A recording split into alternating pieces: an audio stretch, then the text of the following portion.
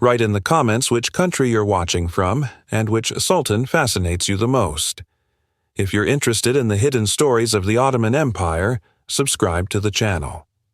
Two princes, raised as brothers in the heart of the Ottoman court. One would conquer Constantinople and forge an empire.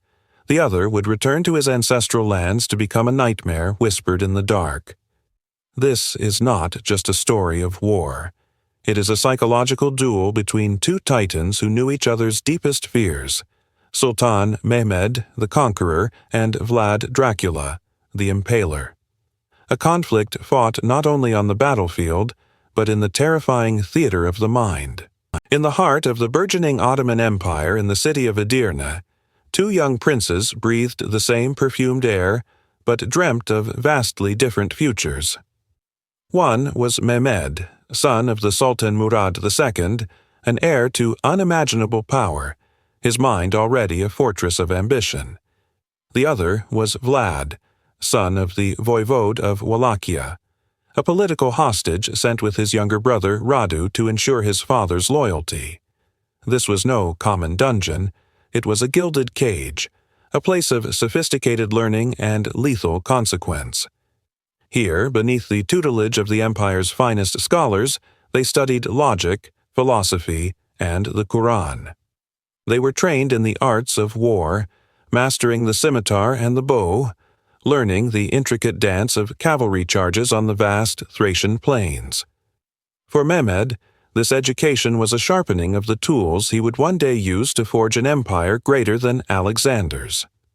For Vlad, it was an education in the methods of his captor, a bitter curriculum in the mechanics of power and control. He watched, he learned, and a cold fire of resentment began to smolder within him. He saw the absolute authority of the Sultan, the swift and brutal justice, the intricate web of loyalty and fear that held the vast realm together. He and Mehmed were contemporaries, perhaps even companions in their youth, sharing lessons and martial exercises. But an invisible wall stood between them. One was the cherished son, the other a valuable pawn. Every luxury, every lesson was a reminder of Vlad's subjugation. While Mehmed looked at a map and saw a world to conquer, Vlad looked at the same map and saw only the small, vulnerable patch of land he was born to rule, a land he would one day drench in blood to protect from the very empire that now held him captive. The gilded cage of Edirne was violently torn open by news from the north. Vlad's father, Vlad II Dracula, and his eldest brother, Mircea, were dead. Betrayed, murdered, and buried alive by rebellious Wallachian boyars, backed by the ambitious Hungarian regent, John Hunyadi.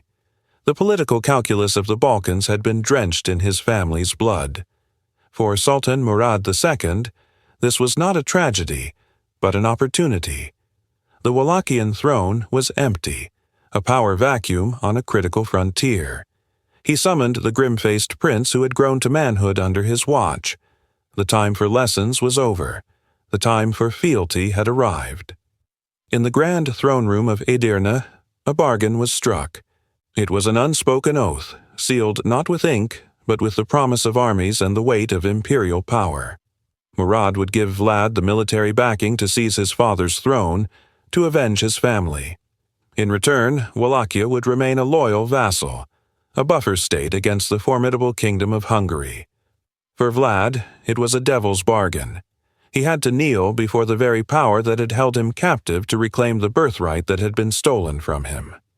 In 1448, with Turkish cavalry at his back, Vlad stormed into Wallachia and took his throne. But his first taste of power was fleeting. Within 2 months, Hunyadi drove him out, installing a rival. This swift, humiliating defeat was a crucial lesson. It taught Vlad that Ottoman support was a tool, not a guarantee.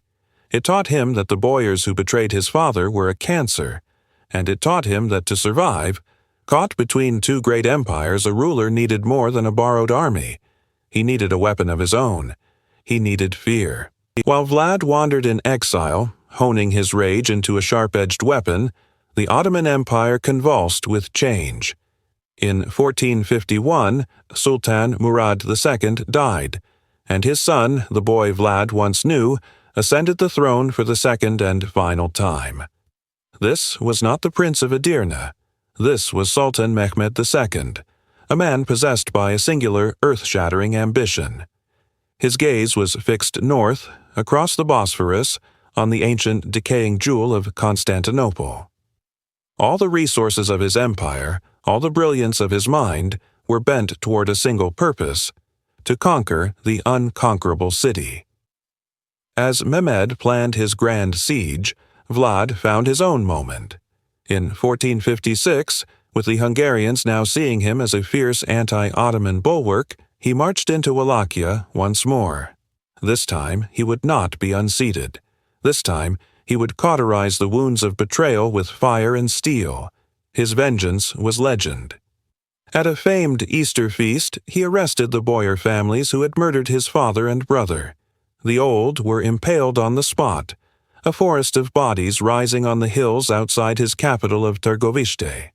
The young and able were marched to the ruins of a nearby fortress and forced to rebuild it until they died from exhaustion. He was no longer just Vlad, son of Dracula. He was Vlad Tepes, the Impaler. A chasm now separated the two men who had shared a childhood. Mehmed was the grand architect of empire, a conqueror on a global scale, moving massive armies and navies.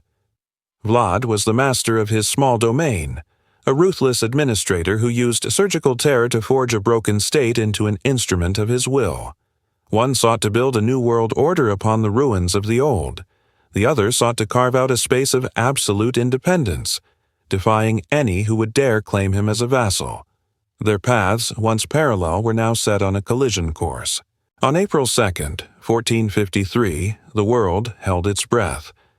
The army of Sultan Mehmed II, a force of nearly 100,000 men, materialized before the legendary Theodosian walls of Constantinople. For 1,000 years, this city had been the heart of the Roman Empire, the bastion of Orthodox Christendom, the queen of cities. It had repelled countless sieges, its defenses considered the most formidable in the world, but it had never faced a mind like Mehmed's.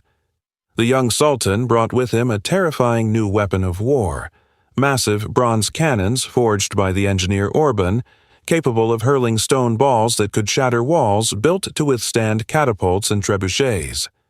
For 53 days, a relentless symphony of destruction echoed across the Bosphorus. The defenders, led by the last Byzantine emperor, Constantine XI Palaiologos, fought with the courage of the doomed. They were hopelessly outnumbered, a remnant of a faded glory against the full might of a rising empire. Mehmed's genius was on full display.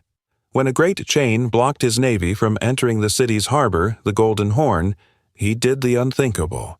He ordered his ships to be dragged overland, on greased logs, bypassing the barrier and appearing like phantoms in the heart of the Byzantine naval defense. The psychological blow was devastating. On the morning of May 29th, the final assault began. The Ottoman janissaries, the elite of the elite, poured through a breach in the walls. The city fell into chaos. Emperor Constantine XI died fighting in the streets, a last Roman emperor defending the last vestiges of Rome. Mehmed rode his white horse into the city, not as a destroyer, but as a conqueror. He proceeded to the Hagia Sophia, the grandest cathedral in Christendom, and as he stood beneath its monumental dome, he claimed it for Islam. The world had changed forever. Mehmed was no longer just a sultan. He was Fatih, the conqueror. And his new, magnificent capital now stood at the gates of Europe, looking directly at the lands of his old acquaintance, Vlad the Impaler. While Mehmed the Conqueror was reshaping the world from his throne in Constantinople, the man he had installed in Wallachia was forging a kingdom in his own, terrifying image. Vlad III, son of the dragon, was no mere puppet. He had inherited a land rife with betrayal, a throne built on shifting sands. His father and older brother had been murdered by the boyars, the landed nobility whose loyalty was sold to the highest bidder, be it Hungarian or Ottoman. Vlad understood that to rule Wallachia he could not simply command it, he had to break it and remake it. And his tool was fear. One of his first acts was a feast, a supposed gathering of reconciliation for the boyars of his capital, Târgoviște. Hundreds attended, celebrating the new prince. But as the wine flowed, Vlad's tone turned to ice. He questioned them, one by one, about the reigns of his predecessors. How many had they seen? Their proud answers, meant to display their long-standing influence, became their death sentences. He accused them of being the vipers who had poisoned his family and destabilized the realm. The older nobles were taken outside and impaled on the spot. The younger, healthier ones were marched 50 miles to the ruins of Pânari Castle, a fortress in the mountains. There they were forced into slave labor, worked to death rebuilding the castle that would become his infamous eagle's nest. This was not random cruelty. It was surgical statecraft. He was purging the old guard, creating a new nobility loyal only to him, and sending a chilling message to any who might dare to defy him. For a time, he maintained the facade of a loyal vassal, paying the annual tribute to the Sultan. But in the shadows of the Carpathians, a different kind of power was growing, one nurtured by blood and waiting for the moment to bear its fangs. The fragile peace between the Sultan and his Wallachian vassal was predicated on a simple understanding: tribute and obedience in exchange for autonomy. For years, Vlad honored this arrangement, his attention consumed by the brutal consolidation of his own power. But by the winter of 1461, the dragon was ready to shed his skin of submission. He had secured his borders, crushed his internal enemies, and was negotiating a new alliance with the King of Hungary, Matthias Corvinus. The time for pretense was over. Mehmed, ever vigilant, sent 2 envoys, Hamza Pasha and Thomas Katabolinos, to the Wallachian court. Their official mission was to collect the overdue tribute. Their secret mission was to ambush and capture Vlad, bringing him back to Constantinople in chains. But Vlad's own spies were everywhere. He knew of the trap long before the envoys arrived. He played his part, welcoming them to his court, and then he sprung his own trap. In a calculated act of theatrical defiance, Vlad demanded the envoys show him respect by removing their turbans. The Ottomans, devout Muslims, refused, stating that their custom did not permit it, not even before their own sultan. Vlad's reply was a chilling promise. He would strengthen their custom so they might never have to break it. He ordered his guards to seize them. As the horrified envoys were held down, Vlad's men took up hammers and long iron nails. In a grotesque ceremony of power, they nailed the turbans directly to the envoys' skulls. It was an act of such profound and personal violation that it transcended mere insult. It was a declaration of war written not in ink, but in the agony of the Sultan's own men. Word of this horror traveled back to Constantinople, a direct challenge to the Conqueror himself. The Impaler had made his proclamation. Having nailed his defiance to the heads of Mehmed's envoys, Vlad knew there was no turning back. A massive Ottoman reprisal was inevitable, but he would not wait for the storm to break upon his lands. Instead, he would carry the storm into the heart of the empire. In the dead of winter, 1462, when campaigning armies traditionally rested, Vlad launched a lightning offensive. Dressed as a Turkish Sipahi cavalryman and fluent in the language, he led a small force across the frozen Danube River deep into Ottoman-held Bulgaria. This was not a campaign of conquest, but of terror. He moved from town to town, fortress to fortress, with terrifying speed and brutality. At the fortress of Giurgiu, he tricked the Ottoman garrison by speaking to them in perfect Turkish, convincing them to open the gates before slaughtering them. He then unleashed his army on the surrounding countryside. His methods were designed to inflict maximum psychological damage and create a wasteland between him and the Sultan's approaching army. He left nothing but ash and corpses in his wake. In a letter he later sent to Matthias Corvinus of Hungary, seeking aid, Vlad boasted of his deeds with a chilling, mathematical precision. He tallied the dead, counting men, women, and children separately.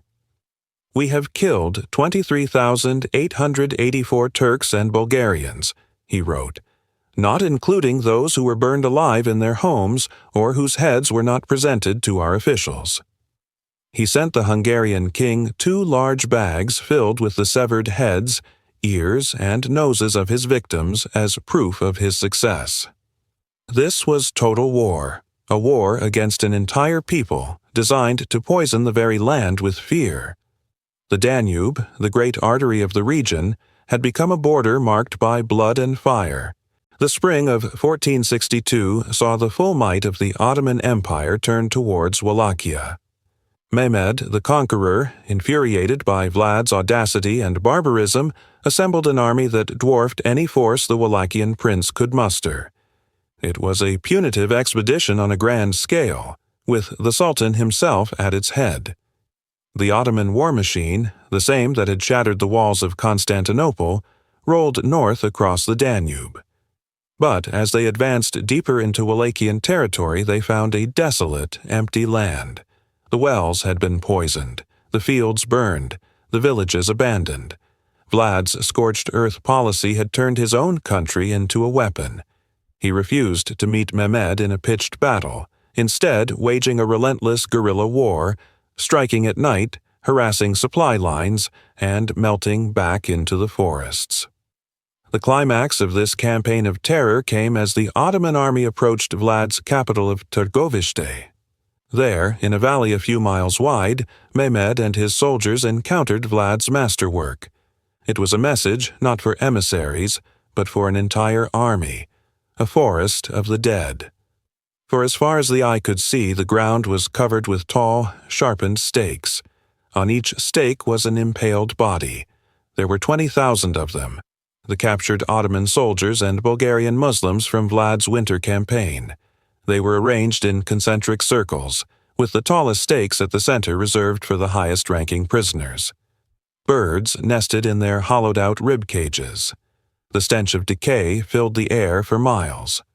Even Mehmed, a man hardened by a lifetime of war and conquest, was profoundly shaken. The Greek chronicler Chalcondyles wrote that the Sultan stood in awe, stating that he could not win the lands of a man who did such great and terrible things. This was not a battlefield. It was a monument to absolute horror, a psychological weapon of unimaginable cruelty. In the bitter winter of 1462, a chilling message reached the sublime court of Mehmed the Conqueror. It was not a plea for mercy, nor a negotiation of tribute. It was a boast. Vlad Dracula, voivode of Wallachia, had crossed the frozen Danube. He had descended upon the Ottoman lands of Bulgaria like a winter wraith, leaving a trail of unimaginable horror. In a letter to the King of Hungary, Matthias Corvinus, Vlad meticulously, almost gleefully, catalogued his atrocities. He wrote of 23,884 Turks and Muslim Bulgarians slain, not counting those whom we burned in homes or whose heads were not cut by our soldiers. As proof, he sent sacks filled with the ears, noses, and heads of the Sultan's subjects. The insult was profound, a direct challenge to the very foundation of Mehmed's authority. He was not merely a conqueror, he was the Ghazi, the holy warrior, the protector of the faithful. And this prince, this former hostage who had eaten at his father's table, was slaughtering his people and mocking him before the Christian world. The final, unforgivable transgression was the fate of Mehmed's own envoys. Hamza Pasha, the Bey of Nicopolis, had been sent to demand fealty. He and his retinue were captured and impaled on stakes of varying heights, a gruesome hierarchy of death designed to mock the Ottoman state. The Sultan, a man of cold, calculating intellect, was consumed by a fury that shook the foundations of his palace in Edirne. This was no longer a matter of a rebellious vassal. It was a personal vendetta. The honor of the empire and his own had been savaged. In the great divan before his viziers and pashas, Mehmed II, the conqueror of Constantinople, swore an oath. He would march on Wallachia himself. He would not send a general. He would lead the imperial army, the most powerful military machine on Earth, and he would personally extinguish this defiant flame. He would hunt the dragon in his own lair and eradicate him from the face of the earth. The mobilization began at once. The storm was gathering. The coming conflict was not merely a war between an empire and a principality. It was a collision of two formidable, unyielding wills, two men whose lives were inextricably linked. On one side stood the eagle, Sultan Mehmed II. He was the Fatih, the Conqueror, a Renaissance prince in the Ottoman mold, a polyglot, a student of science and history, a master strategist who had shattered the thousand-year-old walls of Constantinople with super cannons of his own design. He commanded a vast, disciplined, and technologically superior army, a multi-ethnic force bound by loyalty to his person. He was the embodiment of imperial order, manifest destiny, and overwhelming power. His vision was global, his ambition limitless. He saw Vlad not as an equal, but as a rabid dog that needed to be put down. On the other side was the dragon, Vlad III Dracula. He was not a prince of conquest, but of survival. His entire psychology had been forged in the crucible of Ottoman captivity. He had lived among them, studied them, learned their language, their tactics, and their particular brand of absolute, unforgiving power. He understood the mind of his enemy better than any of Mehmed's other foes. His strength lay not in numbers or cannons, but in his intimate knowledge of the Wallachian terrain, the fanatical loyalty of his men, and his singular, terrifying weapon, fear itself. Vlad represented asymmetrical warfare in its most primal form. He was the spirit of fierce, desperate independence. The great irony was that the monster the Ottomans were now facing was one they had helped create. The lessons of ruthlessness and centralized authority Vlad had learned as a boy in their court were now being turned against them, amplified by a personal sadism and a burning hatred. As Mehmed's imperial juggernaut prepared to cross the Danube, Vlad prepared his land not for a battle, but for a nightmare.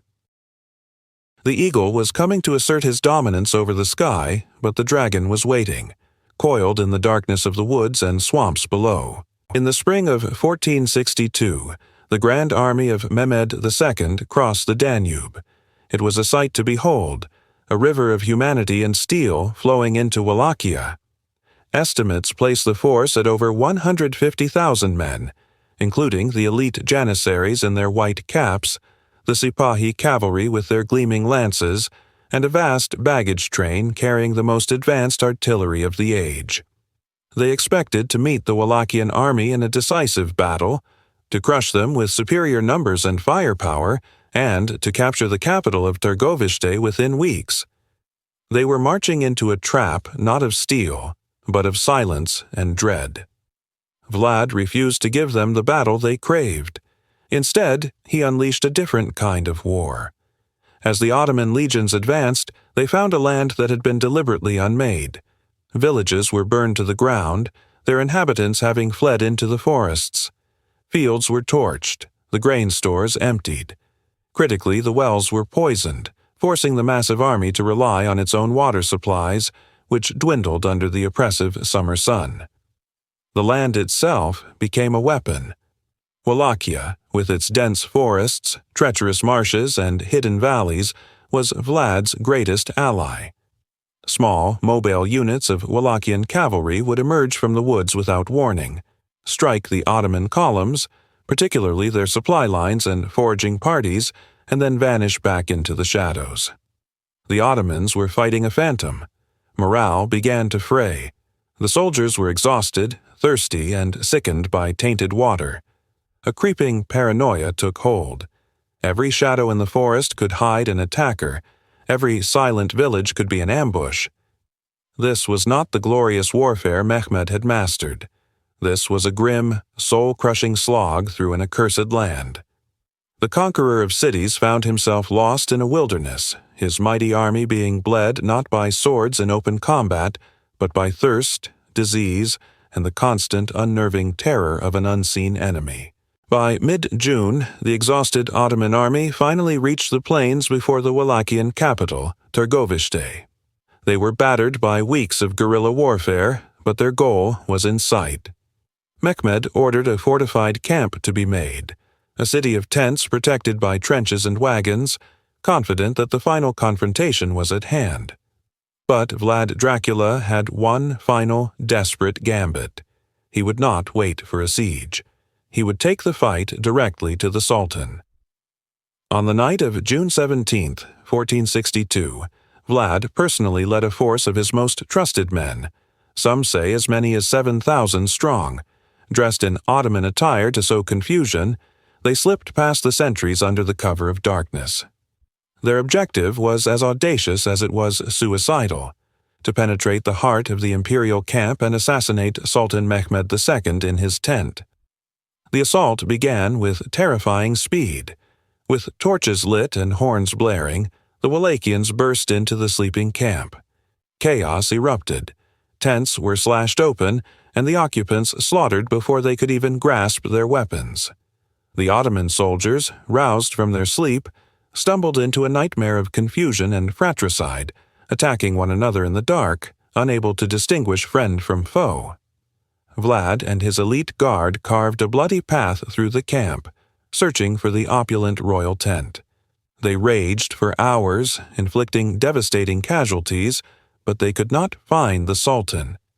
Historical accounts suggest they mistakenly attacked the grand tent of the viziers, Mahmud Pasha and Isaac Pasha. As dawn approached, the alarm was fully raised, and the Janissaries began to form a coherent defense. His primary objective a failure, Vlad sounded the retreat, and his forces melted back into the night as quickly as they had appeared. They left behind a scene of utter carnage. While the Sultan was unharmed, the psychological blow was immense. The night attack at Târgoviște proved that nowhere was safe. The Impaler could reach anyone, even the conqueror of the world, in the very heart of his own army. The air grew heavy long before the Ottoman army saw the source of its corruption. It was a stench that clung to the back of the throat, a foul perfume of death and decay carried on the summer wind. For weeks, Mehmed's grand army, the conquerors of Constantinople, had been bled by shadows in the Wallachian wilderness. Their supply lines were ghosts, their scouting parties vanished, and their sleep was shattered by the screams of men dragged into the darkness. The night attack had been the crescendo of this terror, a bold, suicidal strike at the Sultan's own heart. But what they found on the plains before Vlad's capital, Târgoviște, was not an act of war. It was a monument to insanity. It stretched for miles. A forest, not of trees, but of stakes. And upon each stake, a body. 20,000 of them by some accounts. Men, women, and children. Turkish captives from the Danube raids, merchants who had defied Vlad's trade laws, and Wallachian boyars who had questioned his rule, all displayed in a grotesque tableau of agony. They were arranged in concentric circles, the tallest stakes reserved for the highest-ranking victims. Crows feasted upon them, their black forms the only movement in this silent, horrifying landscape. This was not a battlefield. It was a sermon delivered through human suffering, a message written in flesh for the Sultan himself. Mehmed, the Fatih, the man who had stared down the last Roman emperor and shattered walls deemed unbreakable, rode forward. His generals and viziers averted their eyes, some vomiting from the sight and smell. But the Sultan did not. He surveyed the scene with a cold, unnerving calm. He saw past the horror to the mind that had conceived it. This was not the work of a mere warlord. It was the work of a demon, a man who sought to weaponize fear itself. He saw the cold, mathematical precision in the arrangement, the sheer logistical effort. It was a declaration that Vlad Dracula would not be governed by the rules of men or of God. For a long moment, the Sultan of the world's mightiest empire was silent, gazing upon the work of the Impaler. Then he's said to have remarked, not in anger, but in a kind of grim admiration, How can we dispossess a man who does such things? He is one who will know how to defend his land." The psychological blow had been struck. The question was, would it be enough to break the will of the conqueror? The forest of the impaled was a gateway, a psychological barrier that Vlad had erected, hoping it would shatter the Ottoman spirit. It had horrified them, yes. It had sickened them to their core. But Mehmed II was not a man ruled by his stomach or his heart. He was ruled by ambition and an unyielding will. He gave the order to advance. The army marched past the grotesque spectacle, the soldiers murmuring prayers, their eyes fixed forward, trying to unsee what they had just witnessed. They marched on Targoviste, the capital of this cursed land, expecting a final, bloody confrontation. They found only silence. The city gates were thrown wide open in a mocking welcome. As the Janissaries cautiously entered, they found a ghost town. The streets were empty, the houses abandoned. Vlad had evacuated the entire populace, leaving nothing for the conquerors. No food to plunder, no wealth to claim, no people to subjugate. He had even poisoned the wells, ensuring that the very water of his capital would bring sickness and death to the invaders. As the Ottomans secured the city, fires set by Vlad's retreating forces began to erupt, consuming what little remained. Mehmed stood in the courtyard of the princely palace, the victor of a battle that had never been fought, the master of an empty, burning shell. This was a new kind of warfare for the Sultan.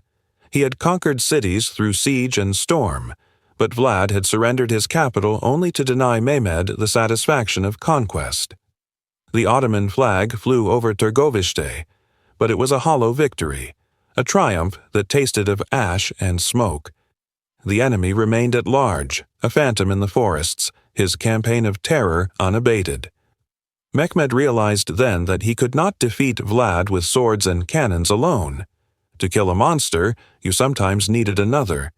He had brought one with him, Radu, Vlad's own brother, a man who had grown up in the Ottoman court, handsome, charming, and pliable. Mehmed would not conquer Wallachia, he would subvert it. He would offer the war-weary boyars a new prince, one who promised peace and prosperity under the Sultan's benign shadow. The war for Wallachia's soil was ending.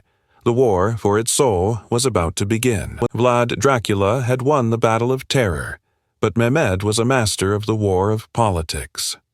While Vlad continued his guerrilla campaign from the Carpathian foothills, striking at Ottoman detachments and then melting back into the wilderness, his power base was eroding beneath him. The Sultan did not need to hunt Vlad down personally. He had unleashed a far more insidious weapon, his brother, Radu Chel Frumos. Radu, the handsome, was everything Vlad was not. Where Vlad was severe, Radu was personable. Where Vlad demanded sacrifice and endless war, Radu offered peace, stability, and the restoration of lucrative trade routes. He sent emissaries to the Wallachian boyars, the powerful nobles upon whom any prince's rule depended. His message was simple and seductive. The Sultan's army is here to stay. Your lands are being ravaged, your people suffer. Depose the devil who brought this upon us and accept me. I am one of you, but I bring the friendship, not the fury, of the Ottoman Empire. For the boyars, it was a devil's bargain they were all too willing to accept. They had endured Vlad's tyranny, his purges, and his brutal centralization of power because he was strong. But now, faced with the inexhaustible might of Mehmed, Vlad's strength seemed like reckless madness. One by one, then in droves, they began to defect to Radu's side, bringing their private armies with them. Vlad's support crumbled. The man who had commanded absolute fear now found himself commanding fewer and fewer men.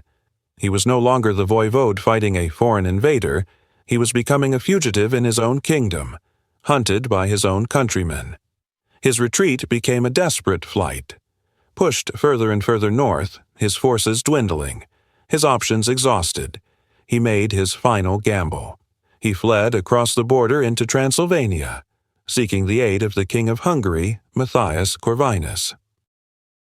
He believed that the Hungarian king, a fellow Christian monarch and a supposed enemy of the Ottomans, would give him sanctuary and an army to reclaim his throne. He was placing his fate in the hands of an ally, trusting in the shared cause of Christendom against the Turk.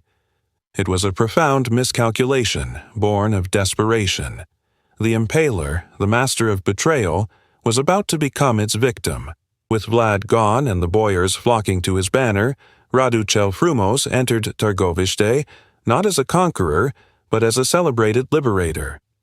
The Ottoman campaign had achieved its ultimate objective without a final, decisive battle. Wallachia was pacified. Mehmed withdrew the bulk of his army, leaving behind a contingent to support his new vassal. The Danube frontier was secure. A puppet, but a willing and effective one, now sat on the Wallachian throne, ensuring the flow of tribute and the stability of the region. For Mehmed, the matter was concluded. He had dealt with the troublesome Impaler, not by destroying him in the field, but by dismantling his authority from within. It was a victory of statecraft over brute force. Meanwhile, Vlad Dracula arrived in the Hungarian court not as a hero, but as a liability. King Matthias Corvinus was playing a complex political game. He had taken Ottoman money to launch a crusade that he never intended to fight, and he had no desire to provoke the Sultan by harboring his most hated enemy. Furthermore, powerful German Saxon merchants from Transylvania, who had suffered immensely under Vlad's protectionist policies and brutal punishments, had spent years petitioning the king, painting Vlad as an inhuman monster. They presented letters, likely forgeries, suggesting Vlad had been secretly offering his services to the Sultan. It was all the pretext Corvinus needed. The supposed savior of Christendom was arrested on charges of treason. The great Impaler, who had defied the Sultan and terrorized an empire, was thrown into a dungeon in Buda, a prisoner of his Christian allies. For over a decade, Vlad would remain imprisoned, his fate a footnote in the grand politics of Europe. Mehmed had won. He had removed the thorn from his side and turned his attention to other conquests, to Rhodes, to Venice, to Otranto. He had defeated the man, but in doing so he had unwittingly cemented the myth. While Vlad languished in prison, the stories of his deeds, both real and exaggerated, began to spread. Printed pamphlets, fueled by the Saxon merchants, circulated throughout Germany and beyond, detailing the gruesome exploits of the tyrant Dracula. Mehmed had won the war, but Vlad, the caged monster, was beginning to win an entirely different battle. The battle for immortality in the darkest corners of the human imagination. The forest of the impaled had shocked the Sultan's army, but it had also sealed Vlad's fate in the Christian world. While he had successfully driven Mehmed from Wallachia, his victory was a phantom. His Hungarian ally, King Matthias Corvinus, had arrived too late, his army marching with suspect slowness. Vlad, believing he was meeting a friend, rode into a trap. Corvinus, armed with forged letters suggesting Vlad was plotting with the Ottomans, arrested him. The Impaler, the scourge of the Turks, was accused of being their secret ally. The irony was a blade sharper than any stake. For 12 long years, Vlad Dracula would be a prisoner, not in a dark Ottoman dungeon, but in the gilded cages of the Hungarian court at Visegrad.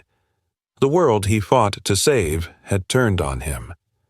While Mehmed II continued his conquests, expanding the empire and solidifying his power in Constantinople, Vlad languished.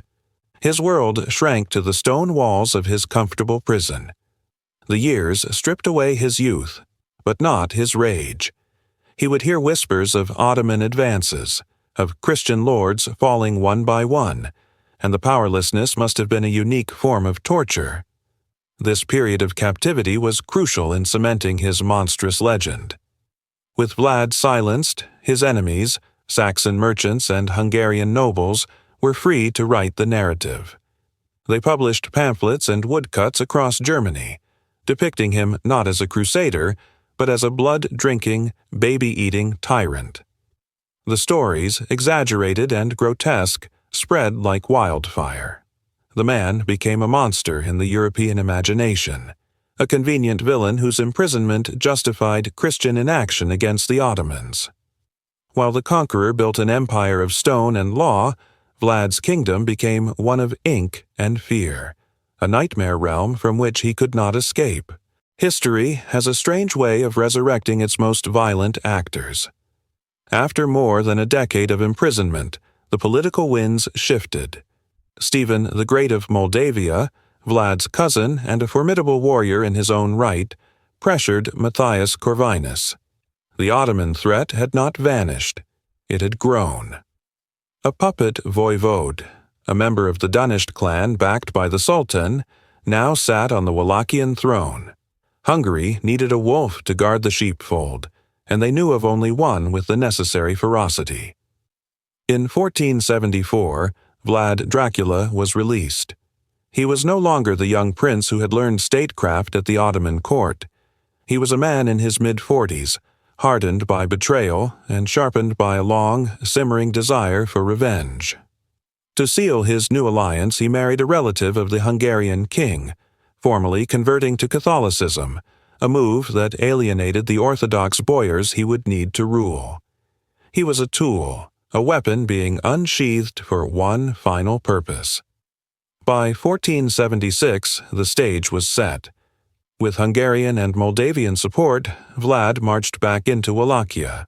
The campaign was swift and brutal, a grim echo of his earlier triumphs. He swept aside the Ottoman-backed voivode, Basarab Laiota, and reclaimed his throne in Bucharest. For the third and final time, the dragon banner flew over the court of Wallachia. It was a moment of incredible, albeit fleeting, triumph. The prisoner of Visegrad was a prince once more. He immediately began his old work preparing for the inevitable Ottoman reprisal.